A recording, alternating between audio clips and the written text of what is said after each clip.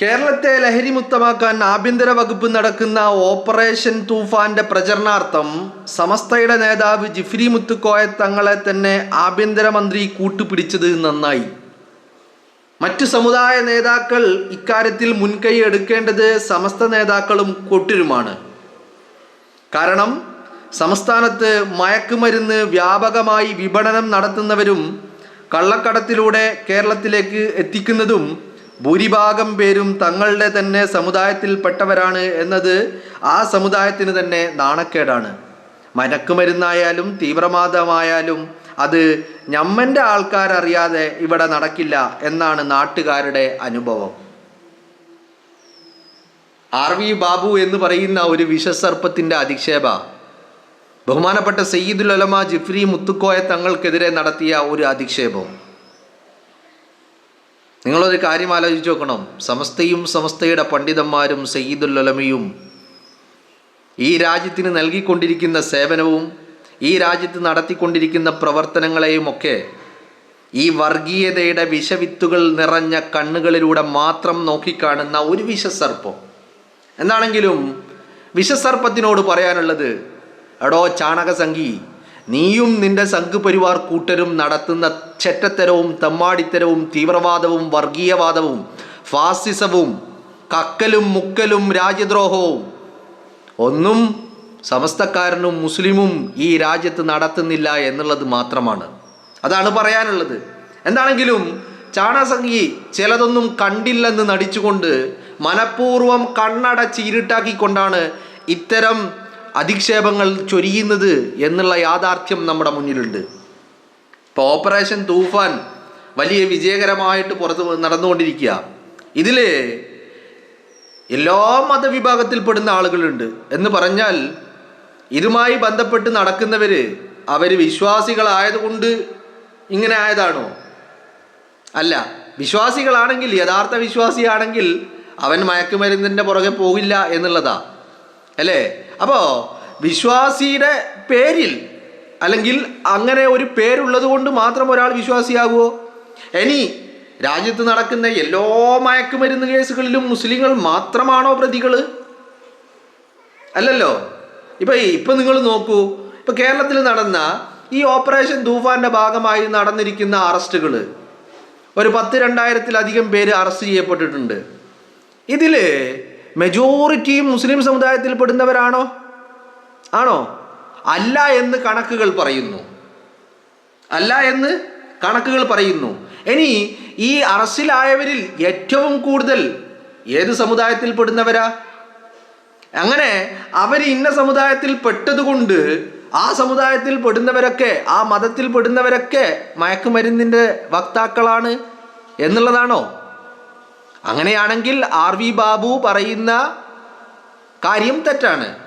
കാരണം കേരളത്തിൽ ഈ ഓപ്പറേഷൻ തൂഫാന്റെ ഭാഗമായിട്ടും അല്ലാതെയും മയക്കുമരുന്നുമായി പിടിക്കപ്പെട്ടവരിൽ ഏറ്റവും അധികം മുസ്ലിം സമുദായത്തിൽ പെടുന്നവരല്ല, മുസ്ലിം മതവിഭാഗത്തിൽ പെടുന്നവരല്ല എന്നുള്ളത് കേരളത്തിലുള്ള ഈ ഔദ്യോഗിക കണക്കുകൾ തന്നെ നമ്മുടെ മുന്നിലുണ്ട്.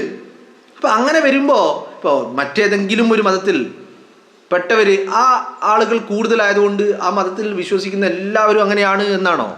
അല്ല എന്നുള്ളതാണ് യാഥാർത്ഥ്യം എന്ന് പറയുന്നത്.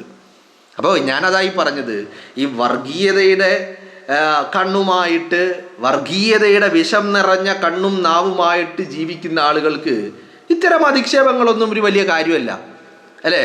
അപ്പം അവർ തുടർന്നോട്ടെ. പക്ഷേ കണ്ണടച്ച് ഇരുട്ടാക്കുന്നതിന് മുമ്പ് ഓപ്പറേഷൻ തൂഫാന്റെ ഭാഗമായിട്ട് ആഭ്യന്തരമന്ത്രി രമേശ് ചെന്നിത്തല നടത്തുന്ന പോരാട്ടത്തിൽ കേരളത്തിൽ ആദ്യമായിട്ട് തൂഫാൻ വാരിയറായിട്ട് അംഗമാക്കിയിരിക്കുന്നത് അല്ലെങ്കിൽ പ്രഖ്യാപിക്കപ്പെട്ടിരിക്കുന്നത്, തൂഫാൻ വാരിയറായിരിക്കുന്നത് മലയാളത്തിൻ്റെ മഹാനടൻ മോഹൻലാലാണ്. ഇപ്പോൾ മോഹൻലാൽ അങ്ങനെ ആകുമ്പോൾ മോഹൻലാലിൻ്റെ വിശ്വാസപ്രകാരം അല്ലെങ്കിൽ മോഹൻലാൽ വിശ്വസിക്കുന്ന മതത്തിൽപ്പെടുന്ന ആളുകളൊക്കെ അങ്ങനെ ആയതുകൊണ്ട് മോഹൻലാലിനെ ആദ്യമാക്കി എന്നാണോ RV ബാബു പറയുന്നത്? രമേശ് ചെന്നിത്തല തൂഫാൻ വാരിയറാക്കിയത് ജിഫ്രി തങ്ങളെ മാത്രമല്ലല്ലോ. ആദ്യമായിട്ട് തൂഫാൻ വാരിയറാക്കിയതും ജിഫ്രി തങ്ങളെയല്ല. ആദ്യം ഫസ്റ്റ് തൂഫാൻ വാരിയർ എന്ന് രമേശ് ചെന്നിത്തല തന്നെ വിശേഷിപ്പിച്ച തൂഫാൻ വാര്യർ ഈ പറയുന്ന മോഹൻലാല. അപ്പം മോഹൻലാൽ വിശ്വസിക്കുന്ന മതത്തിൽ പെടുന്ന ആളുകൾ കൊള്ളാം എന്നാ, അങ്ങനെയാണെങ്കിൽ അങ്ങനെ മനസ്സിലായില്ലേ. ആർ വി ബാബുവിൻ്റെ ആർഗ്യുമെൻ്റ് വാദത്തിനങ്ങ് അംഗീകരിച്ചു കൊടുക്കുകയാണെങ്കിൽ ഇത്തരത്തിലാണ് എന്നുള്ളതാണ്. എന്താണെങ്കിലും ആർ വി ബാബുവിനൊക്കെ നന്നായിട്ട് മൂലം കടയുന്നുണ്ട് എന്നുള്ളതാണ്. കാരണം ചാണകം തിന്നുന്നവന് ആ നല്ല ചൊറിച്ചിൽ കൂടുതലുണ്ടാകും. അരിയാഹാരം കഴിക്കുന്നവൻ്റെ അത്ര വയറ്റിലുണ്ടാകുന്ന അത്ര കൃമികീടങ്ങൾ എന്തായാലും അതിൽ കൂടുതൽ കൃമികീടങ്ങൾ ചാണകം കഴിക്കുന്നവൻ്റെ ഉണ്ടാവും. മനസ്സിലായില്ലേ. കാരണം ഈ ചാണകം തന്നെ ഒരു വിസർജ്യമാണ്. ആ വിസർജ്യത്തിൽ ഓട്ടോമാറ്റിക്കായിട്ട് കൃമികീടങ്ങളുണ്ട്. ആ കൃമികീടങ്ങളെ ലൈവായിട്ട് വയറ്റിലാക്കുന്നവൻ്റെ വയറ്റിൽ ഡബിൾ ഇരട്ടി കൃമികീടങ്ങളുണ്ട്. അപ്പോൾ ചൊറിച്ചിൽ നന്നായിട്ട് കൂടുമെന്നുള്ളതാണ് അതിൻ്റെ യാഥാർത്ഥ്യം എന്ന് പറയുന്നത്. അപ്പോൾ നമ്മൾ പല വിധത്തിലുള്ള വിഷസർപ്പങ്ങളെ കണ്ടുകൊണ്ടിരിക്കുന്നുണ്ട്. അധിക്ഷേപങ്ങളും ഈ പറയുന്ന മെക്കെട്ട് കയറലൊന്നും ജിഫ്രി തങ്ങളുടെ നേരെ വേണ്ട. ഒരു മര്യാദയിൽ മാന്യതയുടെ ഭാഷയിൽ പറയാ, അത് വേണ്ട, അത് നല്ലതിനല്ല. കാരണം ആർ വി ബാബുവും അവൻ്റെ തന്തയും അവൻ്റെ തന്തയുടെ തന്തയും ഒക്കെ സമൂഹത്തിലുണ്ടാക്കിയ തെമ്മാടിത്തരങ്ങൾ, ചെറ്റത്തരങ്ങൾ, ആ ചെറ്റത്തരങ്ങളൊന്നും സമസ്തയും സമസ്തയുടെ നേതാക്കളും സമസ്തയുടെ പണ്ഡിതന്മാരും ചെയ്തിട്ടില്ലെന്ന് മാത്രമല്ല, ഈ സമൂഹത്തിൽ ഒന്നടങ്കം നന്മയുണ്ടാക്കാൻ വേണ്ടി പ്രവർത്തിച്ചു കൊണ്ടിരിക്കുന്നവരാണ് ഈ സമസ്തയും സമസ്തയുടെ നേതാക്കളും ജിഫ്രി തങ്ങളുമൊക്കെ. അപ്പം അതുകൊണ്ട് നീ നിൻ്റെ തന്തയെ കാണുന്ന അതേ കണ്ണിലൂടെ ജിഫ്രി തങ്ങളെ നോക്കി കാണരുത് എന്ന് മാത്രമേ പറയാനുള്ളൂ. മനസ്സിലായില്ലേ. നീ നിന്റെ തന്തയെയോ തന്തയുടെ തന്തയെയോ അല്ലാതെ ഇനി മറ്റാരെങ്കിലും ഒക്കെ നീ നിന്റെ കണ്ണിലൂടെ കാണുമ്പോൾ നിനക്ക് അങ്ങനെ തോന്നുന്നുണ്ടെങ്കിൽ ആ കണ്ണ് വെച്ചിട്ട് ജിഫ്രി തങ്ങളെ നോക്കി കാണണ്ട എന്ന് മാത്രം. അത് സാന്ദർഭികമായിട്ട് പറയാതെ പോയി കഴിഞ്ഞാൽ വലിയ ബുദ്ധിമുട്ടുള്ള കാര്യമാണ്. കാരണം ഇത്തരം അധിക്ഷേപങ്ങൾ ഒരാൾ നടത്തുമ്പോൾ നമ്മൾ അങ്ങനെയൊന്നും പറയാൻ പാടില്ല, നമ്മളെ അവരുമായിട്ട് നമ്മൾ പിന്നെ എന്താ വ്യത്യാസം, അങ്ങനെയൊന്നല്ല പറയേണ്ടത്, പറയണം.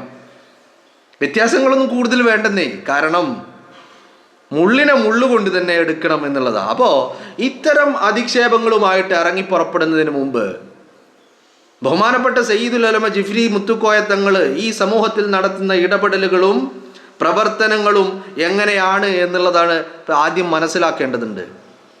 മനസ്സിലായില്ലേ. ഒരു മനുഷ്യനെയും നോവിക്കാതെ, ഒരാളെയും പരിഹസിക്കുകയോ അധിക്ഷേപിക്കുകയോ ചെയ്യാതെ വളരെ കൃത്യമായി നേരായ വഴിയിലൂടെ മാത്രം സഞ്ചരിച്ച് സമൂഹത്തിൻ്റെ ഉന്നമനത്തിന് വേണ്ടി സദാസമയവും പ്രവർത്തിച്ചു കൊണ്ടിരിക്കുന്ന ഒരു മഹാമനുഷ്യയാണ് സയ്യിദുൽ ഉലമ ജിഫ്രി മുത്തുക്കോയ തങ്ങൾ. അപ്പോൾ ആർക്കും ഏത് ചെറ്റക്കും എന്തും വിളിച്ചു പറയാമെന്ന് ആരെങ്കിലും കരുതുന്നുണ്ടെങ്കിൽ അത്തരം തമ്മാടികൾക്കെതിരെ പ്രതികരിക്കാൻ ആളുകൾ ഇവിടെ ഉണ്ട് എന്നുള്ളത് മനസ്സിലാക്കുക. മനസ്സിലായില്ലേ. എല്ലാവരും പ്രതികരിച്ചോളണമെന്നൊന്നുമില്ല. അപ്പോൾ പലരും പറയും നമ്മൾ അവനെ പോലെ ആവണ്ട എന്നൊക്കെ പറഞ്ഞ് പ്രതികരിക്കാതൊക്കെ ഇരിക്കും. ഞാൻ അവരൊന്നും മോശക്കാരെന്ന് പറയുന്നല്ല, പക്ഷെ എല്ലാവരും അങ്ങനെയൊന്നല്ല. പ്രതികരിക്കേണ്ടത് ചെറുത് പ്രതികരിക്കുക തന്നെ ചെയ്യും.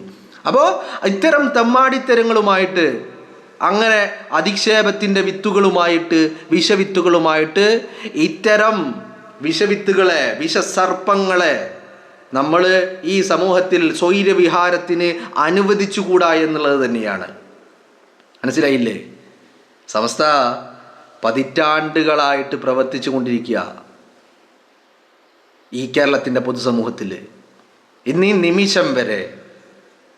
നിമിഷം വരെ ഒരാളെയും അധിക്ഷേപിക്കുവാനോ അല്ലെങ്കിൽ സമൂഹത്തിൽ ഛിദ്രതയുണ്ടാക്കുവാനോ സമൂഹത്തിൻ്റെ ഐക്യത്തെ തകർക്കുവാനോ സാഹോദര്യത്തെ തകർക്കുവാനോ തിന്മകൾ പടർത്തുവാനോ തിന്മകൾ പ്രചരിപ്പിക്കുവാനോ ഒന്നും സമസ്ത ശ്രമിച്ചിട്ടില്ല, ചെയ്തിട്ടുമില്ല, ഇനിയൊട്ട് ചെയ്യുകയുമില്ല എന്ന് മാത്രമല്ല, ഇക്കാലം അത്രയും നേരായ വഴിയിലൂടെ ജനസമൂഹത്തെ ഒന്നടങ്കം മുന്നോട്ട് നയിക്കാൻ വേണ്ടി മാത്രം പ്രയത്നിച്ചിട്ടും പ്രവർത്തിച്ചിട്ടുമുള്ള ഒരു സംഘടനയും പണ്ഡിതന്മാരുമാണ്.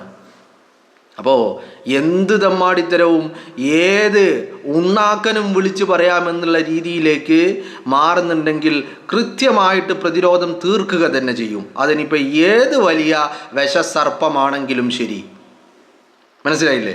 ഏത് വലിയ വിഷസർപ്പമാണെങ്കിലും ശരി, പ്രതിരോധിക്കേണ്ടതിനെ പ്രതിരോധിക്കേണ്ട രീതിയിൽ തന്നെ പ്രതിരോധിക്കും.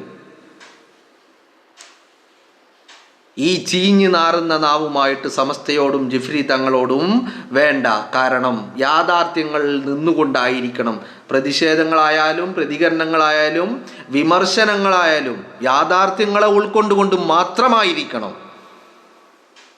അജണ്ടകൾക്കനുസരിച്ച് പ്രൊപ്പഗണ്ടകൾക്കനുസരിച്ച് എന്തെങ്കിലുമൊക്കെ വിളിച്ചു പറഞ്ഞ് അധിക്ഷേപിക്കാമെന്ന് ആരും തന്നെ കരുതേണ്ട. അത്രയേ ഉള്ളൂ പറയാൻ. മനസ്സിലായില്ലേ? മാന്യതയുടെ ഭാഷയിൽ പറയാണ്. അതുകൊണ്ട് ഇത്തരം അധിക്ഷേപങ്ങളെ സമൂഹം വെച്ച് ഉറപ്പിക്കില്ല എന്നുള്ള ഉറപ്പുള്ളത് കൊണ്ടും RV ബാബുവിനെ പോലെയുള്ള വിഷസർപ്പങ്ങൾ കേരളത്തിലുള്ളത് കൊണ്ട്, കേരളത്തിലെ ജനങ്ങളെ നല്ല വിശ്വാസമുള്ളത് കൊണ്ടും, കേരളത്തിലെ ജനങ്ങളുടെ പ്രബുദ്ധതയെക്കുറിച്ച് യാതൊരു ഭയവുമില്ലാത്തത് കൊണ്ടും എല്ലാ അവജ്ഞയോടുകൂടി തള്ളിക്കളയുന്നു എന്ന് പറയുമ്പോൾ തന്നെ വലിയ വലിയ എതിർ സ്വരം ഉയർത്താനും ഈ അവസരം ഉപയോഗപ്പെടുത്തുകയാണ്. കാരണം ഇത്തരം തെമ്മാടികൾ, ഇത്തരം വിഷസർപ്പങ്ങൾ അത് കേരളത്തിൻ്റെ പൊതുസമൂഹത്തിന് വലിയ ആപത്താണ് എന്നുള്ളതാണ്. ഇത്തരം സർപ്പങ്ങളെ നമ്മൾ തിരിച്ചറിയേണ്ടതുണ്ട്. മനസ്സിലായില്ലേ? കേരളം നേരിട്ട് കൊണ്ടിരിക്കുന്ന ഒരു വലിയ പ്രതിസന്ധിയാണ് ഈ പറയുന്ന മയക്കുമരുന്നെന്ന് പറയുന്നത്. നിങ്ങളൊന്ന് ആലോചിച്ച് നോക്ക്. ഇപ്പോൾ ഈ കഴിഞ്ഞ 10 വർഷക്കാലം നരേന്ദ്രമോദി രാജ്യത്തിൻ്റെ പ്രധാനമന്ത്രിയായതിനു ശേഷം ഗുജറാത്തിലെ പോർട്ടിൽ നിന്ന്, അദാനിയുടെ ഉടമസ്ഥതയിലുള്ള ഗുജറാത്തിലെ പോർട്ടിൽ നിന്ന് തുറമുഖത്തിലൂടെ കടത്തുന്ന മയക്കുമരുന്നുകൾക്ക് എന്തെങ്കിലും കണക്കും കയ്യുമുണ്ടോ? ചിലതൊക്കെ പിടിക്കപ്പെട്ടു എന്ന് വാർത്ത വരുന്നുണ്ടെങ്കിലും പിടിക്കപ്പെടാതെ രാജ്യത്തേക്ക് തീവ്രവാദികളുടെ കയ്യിൽ നിന്ന് രാജ്യത്തേക്ക് എത്തുന്ന മയക്കുമരുന്നിൻ്റെ കാര്യത്തിൽ എന്തെങ്കിലും കണക്കും കയ്യുമുണ്ടോ?